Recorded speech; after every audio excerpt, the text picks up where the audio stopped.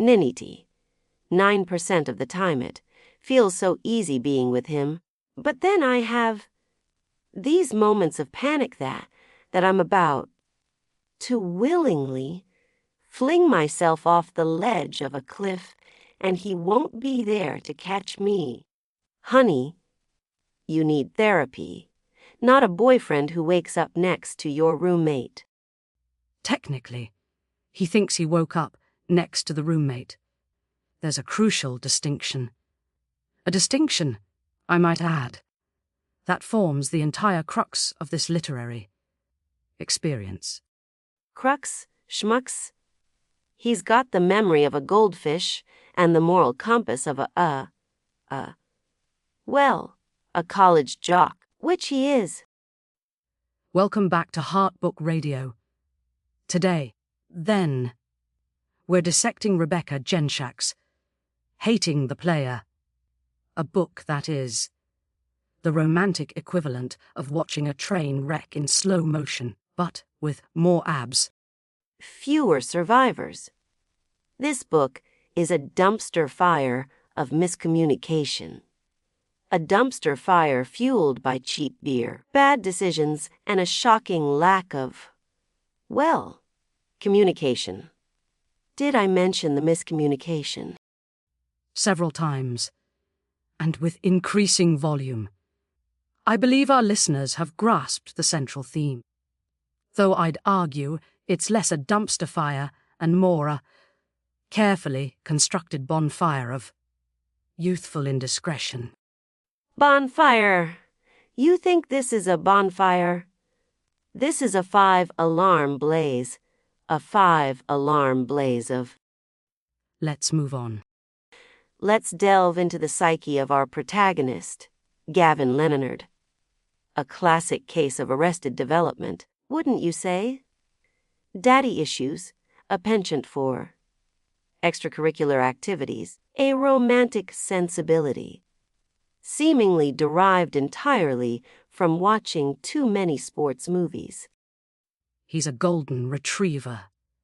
A big, dumb, lovable golden retriever who accidentally peed on the rug of Violet's heart and then tried to clean it up with more pee. I'm not sure the metaphor works. Your metaphors rarely do, but I concede the point about his simplicity. He's presented as this reformed playboy, utterly devoted to Violet. Yet, he allows this monumental misunderstanding to fester. It's pathological. He's practically begging to be misunderstood. He's like that guy in high school who cheated on his girlfriend, then bought her a giant teddy bear, and expected everything to be fine. I do not remember Todd with the perm, and I'd prefer to keep it that way. Let's focus on Violet. She's presented as this intelligent, creative woman, yet she clings to this grudge with the tenacity of a badger. A honey badger. Those things are vicious. She's totally justified, by the way. He thought he cheated. That's practically the same thing. My ex-wife, Brenda, the third one, she thought about running off with a mime. Same difference. Your personal anecdotes are, as always, profoundly unhelpful. Violet's flaw, in my opinion, is her romantic idealism. She's so obsessed with Jane Austen that she's blinded to the nuances of modern relationships. Nuances. He woke up in bed with her roommate. There's no nuance there. It's like finding your dog with a steak in its mouth. You don't need nuance to know what happened. And then there is Bailey, the roommate, the antagonist, the instigator. She's the worst. She's like if Regina George from Mean Girls went to college and majored in ruining lives. I bet she leaves the toilet seat up, too. Pure evil. So, the burning question is, hating the player. Actually, good.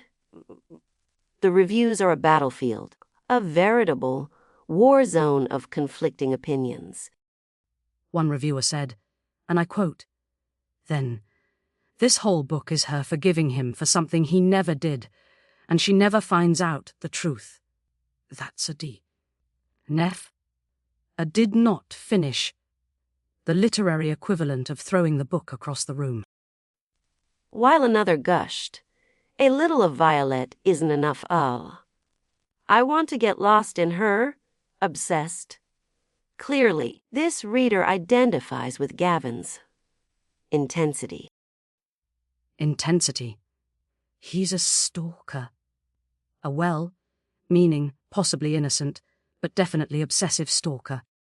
I received a fascinating email from a listener claiming that the unresolved ending is a masterstroke of ambiguity, forcing the reader to confront the complexities of trust and forgiveness.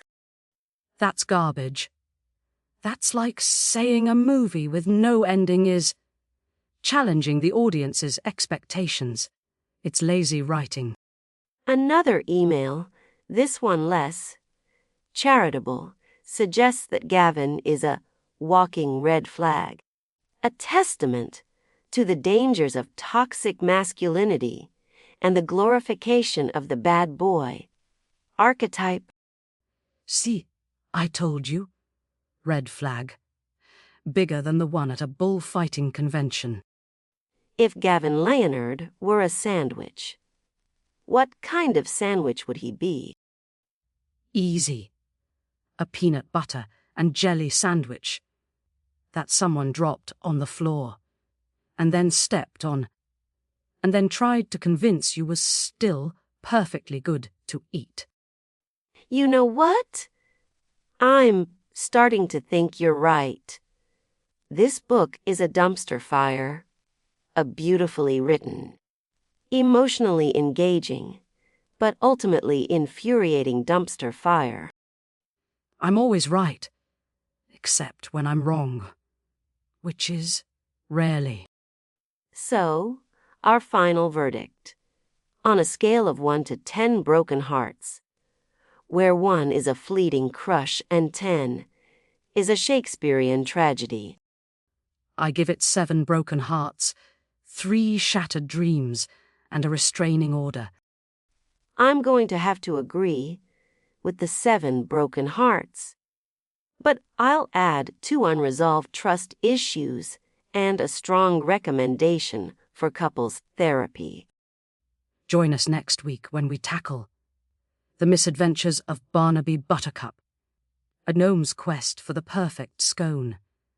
A book I'm pretty sure was made up. It's a critically acclaimed work of fantasy. Tune in to Heartbook Radio.